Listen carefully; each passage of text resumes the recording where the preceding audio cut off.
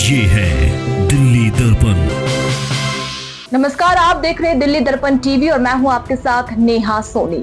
Monsoon का दूसरा हफ्ता है, अगस्त का महीना है और दिल्ली की तस्वीरें वही पुरानी, वही घुटने भर पानी, वही घंटों का ट्रैफिक जाम, वही हिचकोले खाती सड़कें और वही लाचार दिल्लीवासी। चुनाव आते हैं, वादे किए जाते हैं और दिल्ली की सत्ता बदल जाती है। कहा गया था कि सरकार बदली है तो दिल्ली की तस्वीर भी बदलेगी। पिछले साल जब सवाल पूछे गए तो जवाब मिला, अभी तो नई सरकार आई है, थोड़ा समय चाहिए। लेकिन अब मुख्यमंत्री रेखा गुप्ता की सरकार का कार्यकाल अपने दूसरे साल में प्रवेश कर चुका है। सवाल यह है कि वो समय आखिर कब पूरा होगा? क्या दिल्ली वालों को सिर्फ टैक्स देने के लिए छोड़ दिया गया है? क्यों हर बारिश में देश की राजधानी एक टापू में तब्दील हो जाती है? आज करेंगे दिल्ली के इस सिस्टम का पोस्टमार्टम। मौसम विभाग का अलर्ट हर बार आता है कि बारिश होगी, लेकिन क्या हमारे पीडब्ल्यूडी और एमसीडी का अलर्ट कभी जारी होता है? आज यमुना का जलस्तर फिर से खतरे के निशान के आसपास मंडरा रहा है। निचले इलाकों में रहने वाले लोग खौफ में हैं। लेकिन सिर्फ यमुना किनारे ही क्यों? दिल्ली के पॉश इलाकों से लेकर अनधिकृत कॉलोनियों तक हर सड़क नाला बन चुकी है।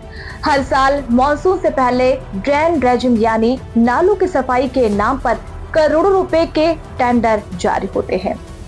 फाइलें हरी हो जाती है, ठेकेदारों के बिल पास हो जाते हैं, लेकिन जब बारिश की पहली बूंद गिरती है तो वो सारा दावा बह जाता है।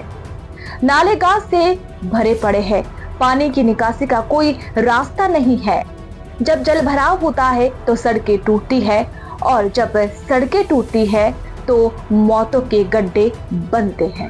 दिल्ली की सड़कों की हालत देखिए, ये देश की राजधानी की सड़कें हैं या किसी उपेक्षित गांव की पगडंडी। जगह जगह खोदे गए गड्ढे, उखड़ी हुई तारकोल की परतें और जानलेवा सीवर के ढक्कन। जब जनता सड़क पर उतरकर सवाल पूछती है तो पीडब्ल्यूडी, एमसीडी और दिल्ली विकास प्राधिकरण एक दूसरे पर जिम्मेदारी डालकर पल्ला झाड़ लेते हैं। फाइलें एक दफ्तर से दूसरे दफ्तर घूमती रहती है। रेखा सरकार को ये समझना होगा कि जनता ने बहानेबाजी सुनने के लिए वोट नहीं दिया था। पिछली सरकार का पाप कहकर आप अपनी जिम्मेदारी से कब तक भागेंगे? जब आप सत्ता में आए थे तो वादे किए थे कि दिल्ली को वर्ल्ड क्लास इंफ्रास्ट्रक्चर दिया जाएगा, लेकिन आज हालत यह है कि आम इंसान अपने ऑफिस के लिए निकलना है तो वह सोचकर डरता है कि वह सही सलामत घर लौटेगा या नहीं। क्या है समाधान? कैसे सुधरेगी दिल्ली? सिर्फ कमियां निकालना हमारा मकसद नहीं है। सवाल यह है कि इस गंभीर बीमारी का इलाज क्या है? दिल्ली को सिर्फ वादों की नहीं बल्कि इन 4 ठोस कदमों की जरूरत है। सिर्फ कमियां निकालना हमारा मकसद नहीं है।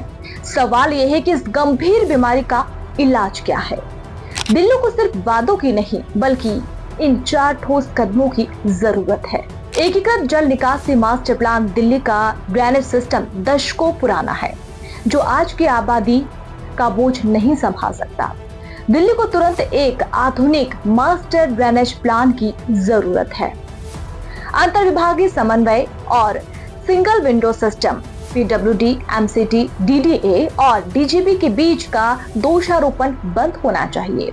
एक केंद्रीय नोडल एजेंसी बने जो जल भराव और सड़कों के रखरखाव के लिए सीधे तौर पर जवाबदेह हो। नालों की सफाई और सड़क निर्माण का थर्ड पार्टी ऑडिट और बैन होना चाहिए ताकि जनता के पैसे की लूट रोकी जा सके।